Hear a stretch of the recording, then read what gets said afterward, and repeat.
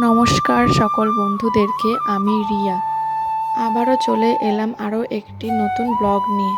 দিনটা ছিল একটি ছুটির দিন। বৃষ্টির মধ্যে গ্রামের সবুজ ঘেরা মনোমুগ্ধকর পরিবেশের মধ্যে দিয়ে চললাম আজ বোলপুরের পথে। দিনটা খুবই সুন্দর ছিল, যদিও হালকা হালকা ভালোই বৃষ্টি পড়ছিল। তারপরে একটা সবুজে ঘেরা দুই সাইডে বনের মধ্যে দিয়ে আমরা এগিয়ে চললাম আমাদের গন্তব্যস্থলে।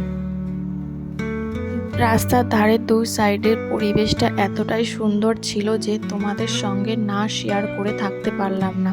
আর তোমরা তো সকলেই জানো যে আমি সবুজে ঘেরা পরিবেশ এবং প্রকৃতি কতই ভালোবাসি, তাই মনের টানে ছুটে গেলাম একটা গ্রামীণ পরিবেশ দেখতে এবং তোমাদেরকেও সঙ্গে করে দেখাতে। তারপরে এগিয়ে চললাম একটা সুন্দর ব্রিজের মধ্যে দিয়ে।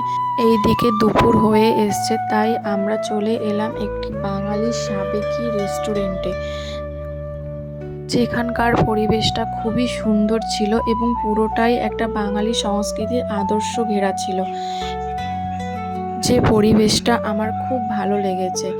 তারপর সেখান থেকে আমরা পুরোপুরি বাঙালি থালি নর্মাল সাবেকি স্টাইলে খাবার দাবার খেয়ে আমরা আবার চলে যাচ্ছিলাম আমাদের গন্তব্যস্থলে। তোমরাও যারা বোলপুরে যাবে সেখানকার খাবারগুলো ট্রাই করতে পারো। খাবারগুলো খুবই ফ্রেশ ছিল এবং খুবই সুন্দর সুস্বাদু খেতে ছিল। আর দাবার শেষ করে আমরা ঢুকে গেলাম আমাদের গন্তব্যস্থল সোনাঝুরির হাটে। যদিও হাটটা খুবই সুন্দর, এর আগেও অনেকবার গিয়েছি, কিন্তু সেই দিনটা আমাদের পুরোপুরি বিফল হয়েছে। খুবই বৃষ্টি হচ্ছিল এবং একটা বাজে পরিবেশ সৃষ্টি হয়েছিল, যার জন্য আমরা সেরকম কিছুই দেখতে পারিনি এবং কিছুই কেনাকাটা করতে পারিনি। তারপরে আমরা হতাশ হয়ে একটি বৃষ্টির পথ ধরে আমাদের বাড়ির পথে রওনা দিলাম। এইটাই ছিল সেদিনকে সারা দিনের জার্নি এবং যাত্রা। যদিও বৃষ্টির পরিবেশ খুবই ভালো লেগেছে, খুব খারাপ লাগেনি।